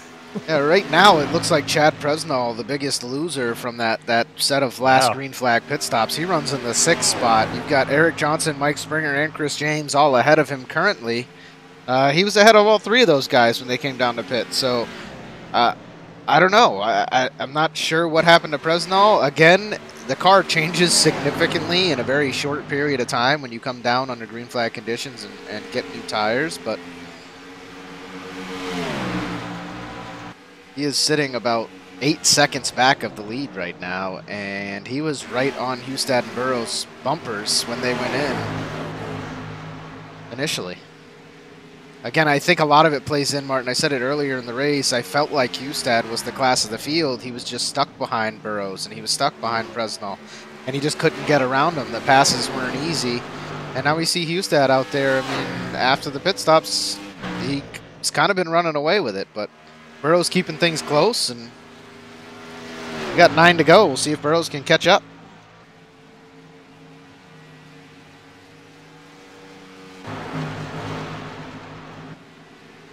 Now you got Chris James is back to 6th, so time really suffering for him now. He ran a 33-second lap the last time around, and the guy sitting just behind him, the 98 of Hunter Johnson, ran a 31-second lap. So you're looking at about a 2-second difference as the 98 creeps closer and closer to the 82. Chris James wants this race to be over as soon as possible.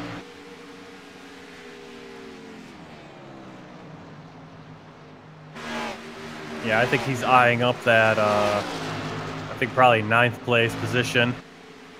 And I'm not sure where he entered or where he was before that green flag series of stops, but probably going to end up being the same place he would have been. Yeah, all we've got now is Jonathan Schwartz behind him, about 6 seconds back. So Schwartz probably going to make the pass here towards the last couple laps of the race, but if he does sneak into 9th, I mean, I don't know, again, like you said, exactly where he was before those green flags came out, but the super long green flag run didn't really hurt him so long as he goes mistake-free to the end of this race. Yeah, I mean, there's nothing he can do now. I mean, if he goes in now, he loses the lap and he falls behind. He's going to probably fall behind Sam Niederhelm as well, even. Right, so, absolutely no point in doing that. You'd rather slow down to a snail's pace and just, just push the car around the track at that point, just to stay the lap ahead of multiple positions. So really, it's and he's got. Can Schwartz catch up? 10 seconds. And can John Theodore catch up at this point? And can he he's got keep 10 the car seconds on underneath Theodore, him? so he'll be okay. Wade Hustad, the gap's at 1.8 now. Anthony Burrows has made up some time, but he's starting to stagnate here. Things are plateauing. He's not really catching Wade Hustad lap in and lap out like he was prior. So Burrows waiting that 1 extra lap on the last pit stop. Worked early in this run, but here as the run gets later, Hustad is widening the gap.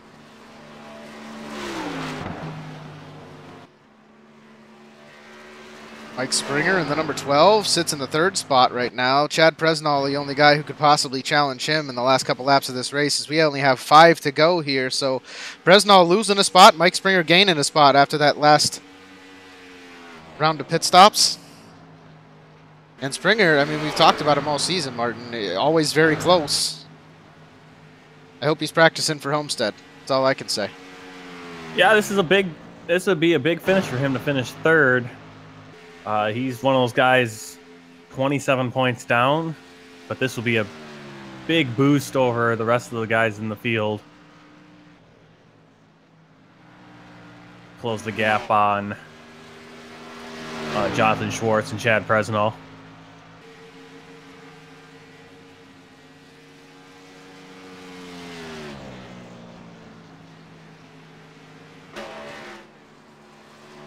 Yeah, this race playing out, everyone's basically in the spot I figured they would end up being.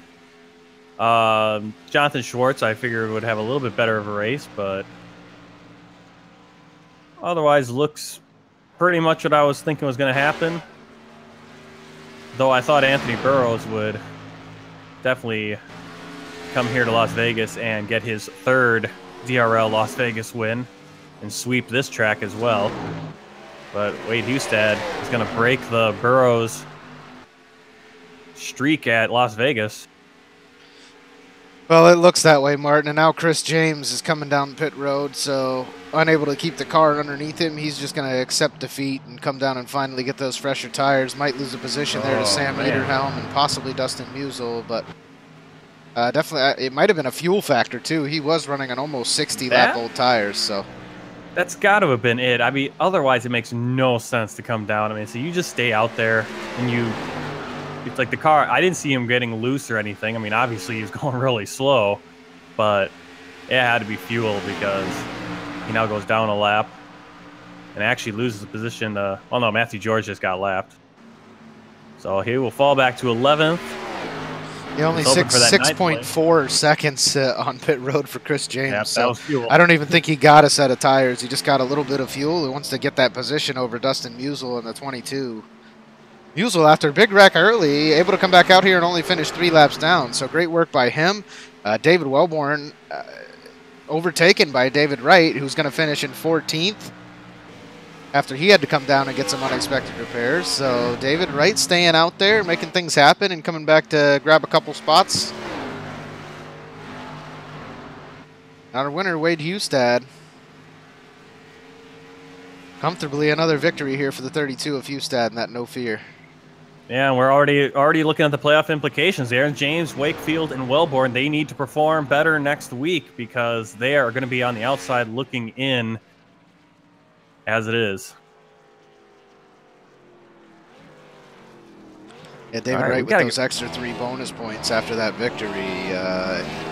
He's got to be loving the fact he was able to grab another spot off of Wellborn and make it into this next series of races. Yeah, he's feeling okay. Probably wants to do better next week and really lock it down, but as the 32 here of Wade Hustad doing the victory dance down there on the front stretch. 6th win of the season. We're going to go check out these unofficial results, guys. Wade Hustad, after leading 63 laps tonight in that first and last segment, finishes in the first position. Anthony Burrows comes in second after leading almost the entire second session. Mike Springer, third. Chad Presnell comes in fourth after 15 early laps led. Hunter Johnson finishes in fifth. Eric Johnson with the 6th spot. Thomas Harmon in the number 68 finishes 7th. The 8th spot goes to Jonathan Schwartz in the number 58. 9th goes to John Theodore.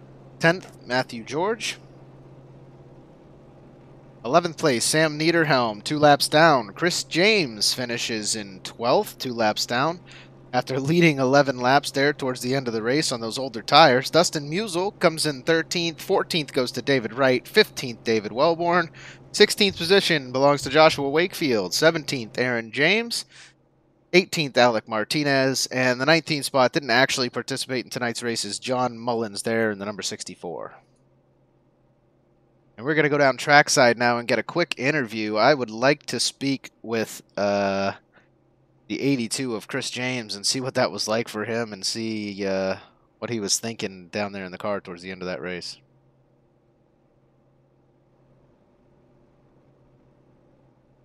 So he started in 10th, ended up finishing 12th tonight.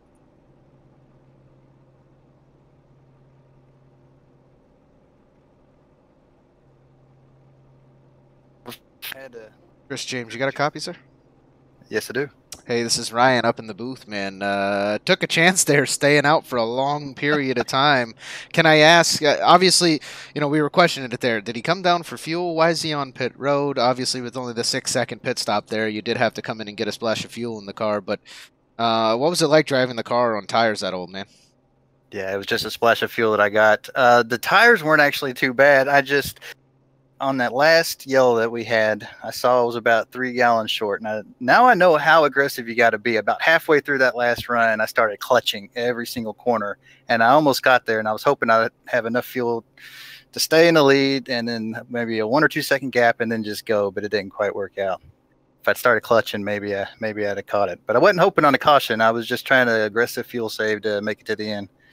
Do you know, prior to that, the last green flag pit stop that did come around when everybody else came in, what position were you sitting in at that time? And did you gain anything? Did you lose? Oh, I lost. Had I just pit, I definitely would have had a top 10, so I probably screwed myself out of that. I think I was 8 or 9. I'd have to go back and check, but I screwed myself on that. I knew I wouldn't beat, the fast guys. Congrats, Wade Hustad on the win, Anthony, Mike. I didn't have the speed to beat those. I was trying to do it on strategy. It came up short. Well, it didn't work out. I expected to see a little more pit strategy for some other guys tonight. I know John Theodore's employed it a few times this season, trying to change up the pit stops and make things work, and nobody was expecting that caution to come out when it did. But you still come away with 12th. You're looking at right now, you're into that next series of playoff races, but a lot of racing going forward. Hopefully we'll see you again next week. You got a shout-out you want to give to anybody tonight? Yeah, shout out to DRL. You guys up in the booth. Couldn't do it without you all and the admins behind the scene. Shout out to my teammates over at DPR Racing, Taylor Bowman, Chris Pope, David Wright, Taylor Butcher Benjamin. I'm going to forget a lot of people. All those guys are great. Dustin Jones. All right, man. Well, thanks again. Hopefully next week you can make the pit strategy work a little better and come out and compete for one of these top few spots. I'm just going to practice my butt off and try to win it straight up. There you go, my friend. We'll see you then. I appreciate it. All right. Later. Yep. Bye. That was Chris James, our 12th place finisher, with that very cool attempt at the pit strategy there. It didn't work out. Like he said, maybe Martin, if he would have started clutching it a little bit earlier, he might have been able to save enough fuel. Maybe not hold off those positions, but wouldn't have had to come in and lose the last couple spots that he did to John Theodore, Matthew George, and Sam Niederhelm. Now we're going to go down to the track and grab Chad Presnall, who finishes in the 4th spot there in the number 55. Chad Presnall, you got a copy, sir? Yeah, I got you, bud. Hey, I talked to you before the race, able to capture the pole there. You led some laps early in the race. What happened on that last pit stop? How was Burrows and Springer able to get away from you there? I lost about 7 seconds. Slid the box and then backed up. I thought I was in, and then sat there for another 2 seconds. So just mental error just shows how much that they can take you out of contention. So stupid mistakes got to go. Yeah, we talked about it all night, how the little things matter. You only got the pole by 1,000th of a second, and just a couple seconds on pit road cost you a position, maybe two. So still come away with a 4th place finish. Nothing to shake a stick at. That's definitely a good position for sure. Comfortably sitting so long as you show up to the next couple in a position looking to move forward in these playoffs. It was a pleasure to watch you guys out there, all night. You, Hustad, and Burrows, especially under that second green flag run that we had. Absolute pleasure. So, congrats again on 4th, man. You want to shout out anybody tonight? Just a whole DRL crew. Like to give a shout out to Dole Lawrence at Raven Graphics for putting this new scheme on. Looks super sharp, and I'd recommend anybody that needs paints, go check them out on the forums. Other than that, we'll see you next week. All right, man. I hope to interview you next week before the race. Get that pole position again, buddy. Hey, we'll be digging. All right, have a good one. And we're going to bring in Mike Springer, so close every single week. Unable to pull out the win here, but he does get a 3rd place. Ran very well all night in that in-and-out car. So, grab Mr. Springer. Mike Springer, you got a copy? Yeah, how's it going? Hey, man, I really want to see you come out here and win a race, but another 3rd place finish for you. You're so consistent, dude. You started in the 18th spot. You come away with 3rd place. How's it feel? Yeah, I wish those two didn't show up like I said last week. It would have worked out for me perfectly. No, it was fun. The car's fun. The multi-groove is working here a little bit at Vegas, so good race. A lot of green flag running. That's what I needed. Conserved at the beginning of the race, and I was really fast at the end of that run. But I don't know. That was a lot of fun. You were definitely quick, man. Hey, I got to ask, we've talked about your paint schemes all season. Do you grab those off of Trading Paint's website? Do you have somebody make them for you? Or? No, just I grab them off Trading Paints. I mean, I'm in Southern California. It's In-N-Out's kind of a staple in my diet. And yeah, just I find funny ones kind of, or just, I don't know, stuff that's kind of amusing more than anything. Yeah, I think we've liked them all season. You've had very colorful cars and things like a ton of red showing on the current one you're running. But yeah, I'm about to make one though. I don't know if you're allowed to use In-N-Out and diet in the same sentence. Oh no, it's healthy stuff. You get lettuce and tomatoes.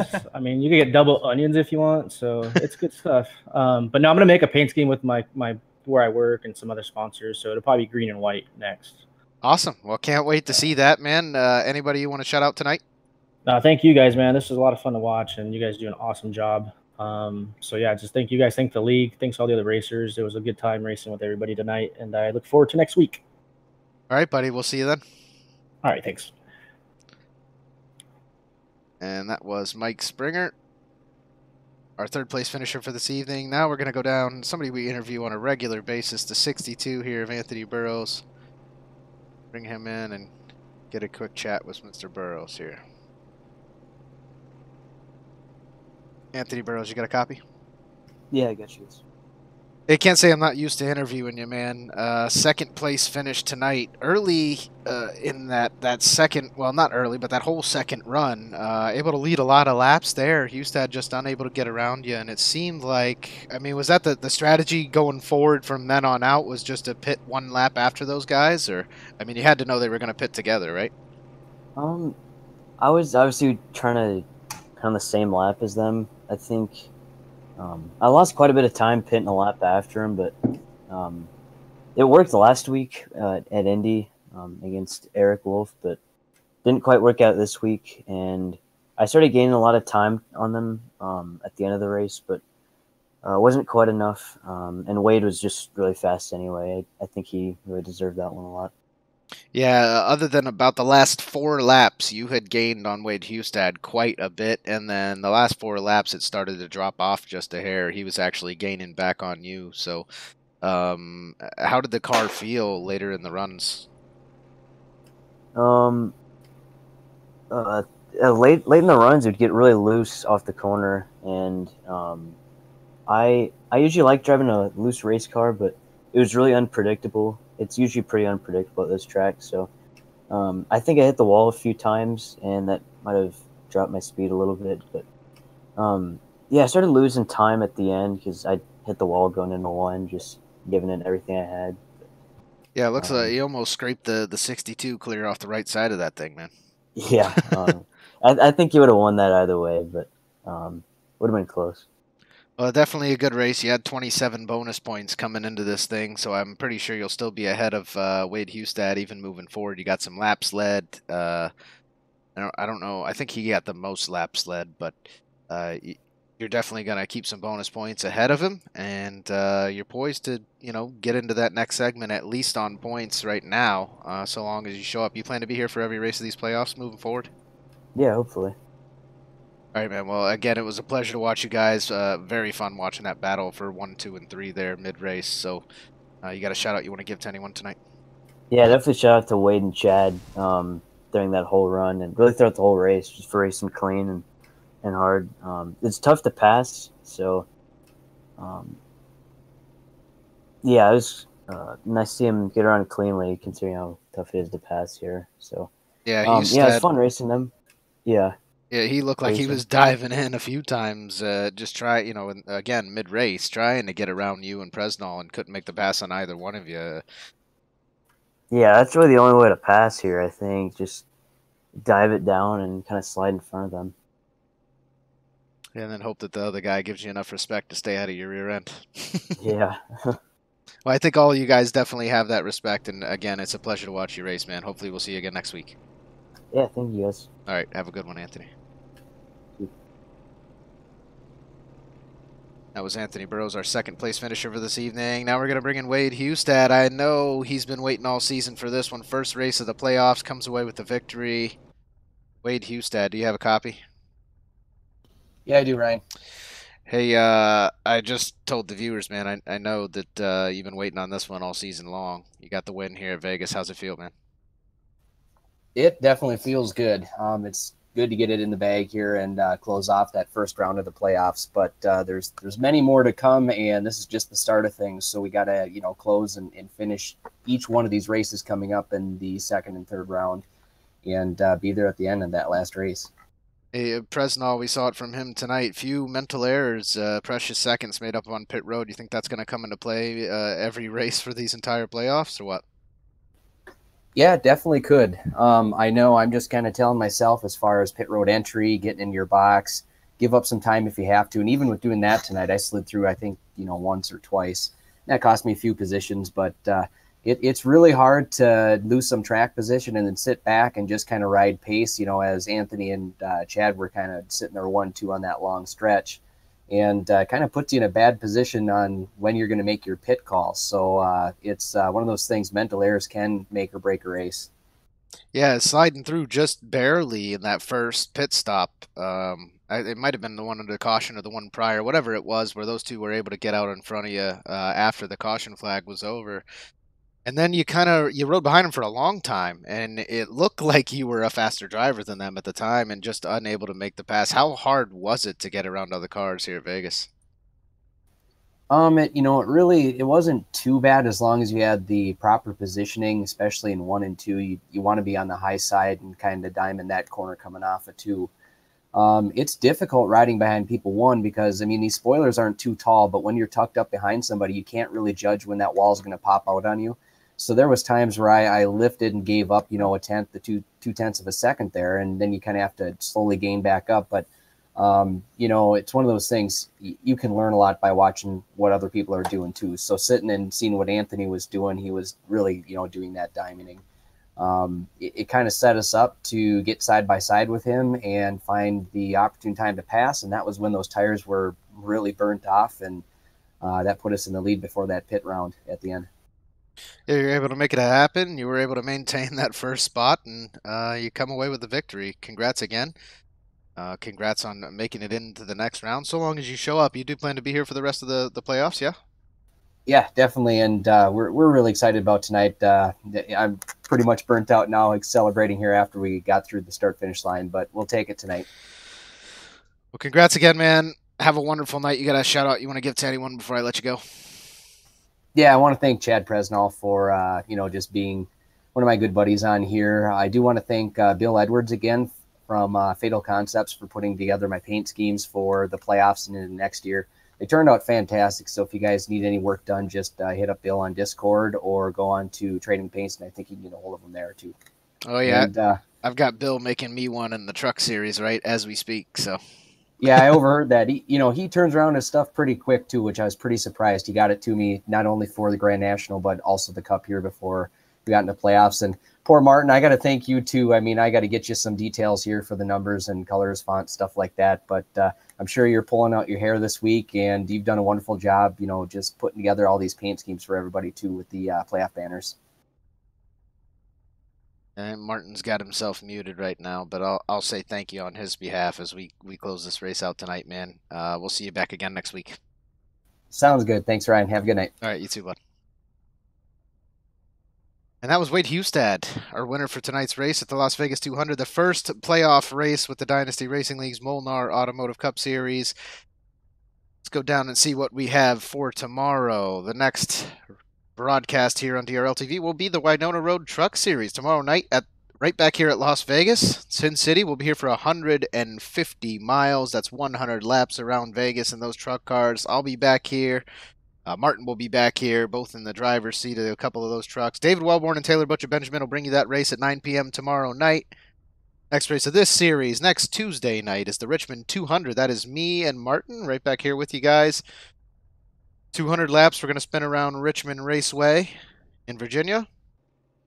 And that broadcast will probably come to you about 9:15. Same time-ish or so we started tonight's race. I can't wait for that one. bring up some credits here before we go to I'm some looking closing forward to run statements. Richmond. Oh yeah, man! Richmond is it's a fun track, man. Only 0.75 miles. I think it's the third quickest lap. It might be the second. What do you got? Yeah, I think it might be the second over Bristol, right? Bristol's the fastest track and quickest track, I guess, as far as how fast you turn a lap in those cup cars. Yeah, I think so. And I'm pretty sure that Richmond comes in second, and maybe Yeah, Richmond's gotta be Darlington is a pretty close. close third. So Yeah, Richmond and Darlington, you get more speed. Like Martinsville is smaller, but Martinsville you got to get so slow around those around the corners that you lose a lot of time. So we got a very Richmond's a fast track, fast and small. We got a very big thank you to the owners of the league, James Pandoff and Tater Bowman, for keeping everything going here with the Dynasty Racing League. Martin, yourself, for all these graphics you do every single week. Jordan Gonzalez for all the work he put in early here with the DRL. Definitely appreciate him. David Wellborn Jr., Taylor Butcher Benjamin, our broadcasters for tomorrow night. Getty Buckner for his broadcasting. He's now the admin of that truck series.